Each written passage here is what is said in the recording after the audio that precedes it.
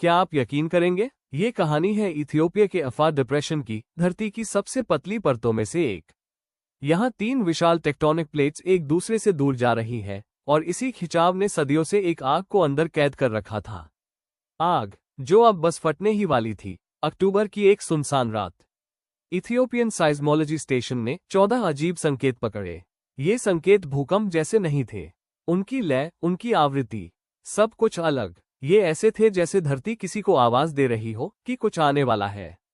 कुछ असामान्य। धरती के 40 किलोमीटर नीचे मैग्मा चेंबर में दबाव इतना बढ़ चुका था कि चट्टानें टूटने लगी थीं।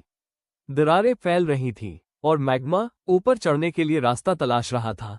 लेकिन सबसे डराने वाली बात, अरप्शन के ठीक 11 मिनट पहले स्टेशन के सारे मॉनिटर एक साथ बंद हो गए, मानो किसी ने उन्हें खामोश कर दिया हो।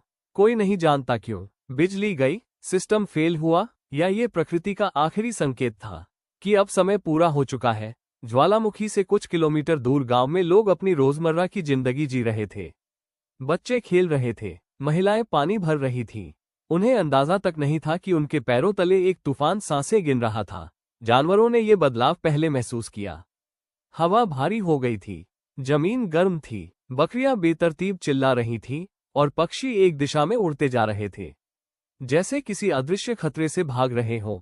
और फिर 6:12, सिर्फ 2 सेकंड का झटका, लेकिन इतना ताकतवर कि धरती की नींद टूट जाए।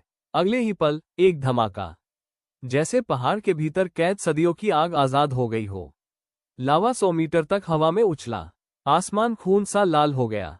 गर्म राख का बादल ऐसा उठा कि सूरज पल भर में गायब हो गया। लोग भागने लगे। चिल्लाहटें, धुआं, अंधेरा, सब एक साथ। रास्ते बहुत कम थे और राख बहुत तेज। कुछ ही मिनटों में हवा इतनी गर्म हो गई कि सांस लेना मुश्किल था।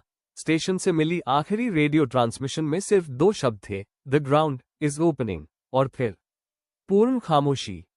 घंटों बाद जब राख बैठी तो इथियोपिया का यह इलाका बदल चुका था। नई दरारें, नई जमीन और पीछे छूटी कहानियां।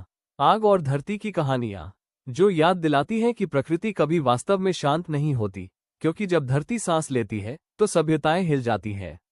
और कभी कभी हम आखिरी कंपन तक नहीं समझ पाते कि खतरा कितने पास था।